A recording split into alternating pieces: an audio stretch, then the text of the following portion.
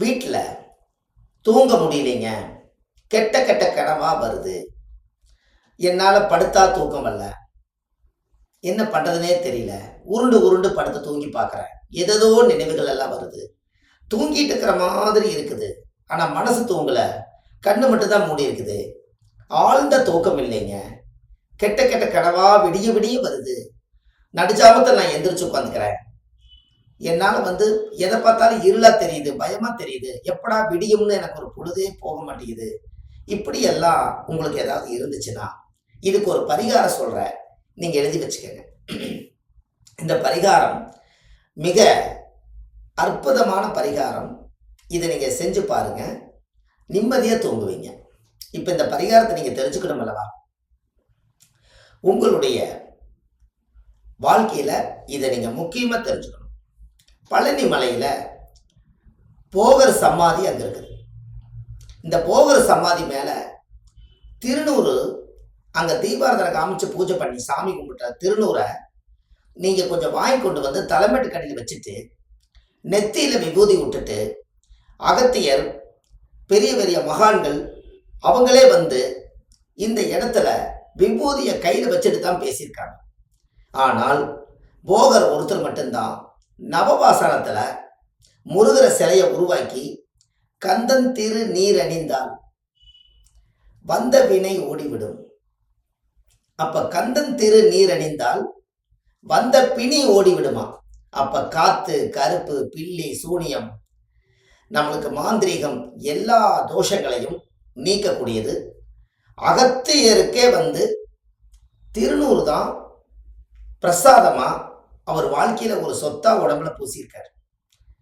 அவரே போகர மிகப்பெரிய ஒரு வழிபாட்டு ஸ்தலமா கையெடுத்து கும்பிட்டுருக்காங்க. அப்ப எவ்வளவு பெரிய நட்பு வச்சிருப்பாங்கன்னு பாருங்க.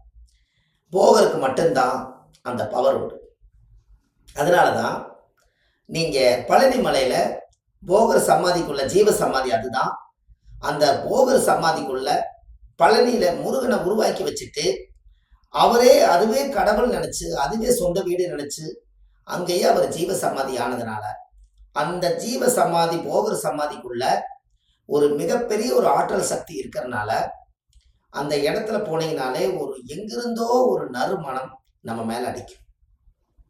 அதுல அந்த பூஜை பண்ணும் போது, அந்த தீபாரத்தை காய்க்கும் போது அந்த தின்னூறு கொஞ்சம் எச்சா வாங்கிட்டு நீங்க வீடு பூரா தெளிச்சு விடுங்க. உங்க கட்டல்ல எந்த கட்டளை படுத்துக்கிறீங்களோ முதல்ல அந்த கட்டளை சுத்தமா கழுவி அந்த கட்டல்ல முதல் தொளிச்சு விடுங்க.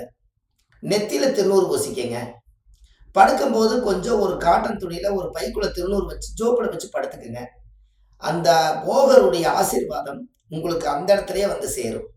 இப்படி செஞ்சு பாருங்க, உங்களுடைய வாழ்க்கையில கெட்ட கனவே வராது. இதெல்லாம் ஆதி காலத்துல எளிமையான பரிகாரம்.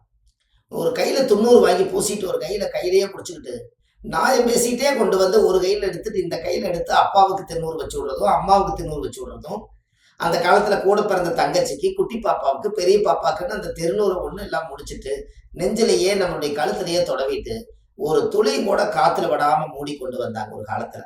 திருநூறே பெரிய ஒரு தலையெழுத்தை மாற்றக்கூடிய சக்தி இருக்குது. நாங்க இன்னைக்கு பாருங்க, திருநூறு வாங்கினா நம்ம நெத்தியில பூசிட்டு கோயிலே போட்டு வந்துடுறோம். அந்த காலத்துல எப்படி நடந்துக்கிறாங்க. நம்ம மட்டும் திருநூறு வச்சா பத்தாது, நம்ம அப்பா அம்மாவும் நல்லா இருக்கணும், நம்ம அக்கா தங்கச்சியும் நல்லா இருக்கணும்னு அந்த காலத்துல கையில மூடி கொண்டு அந்த திருநூறு அப்படியே எடுத்து நெத்தியில வச்சது எத்தனை பேர் உங்களுக்கெல்லாம் வச்சிருக்கிறாங்க.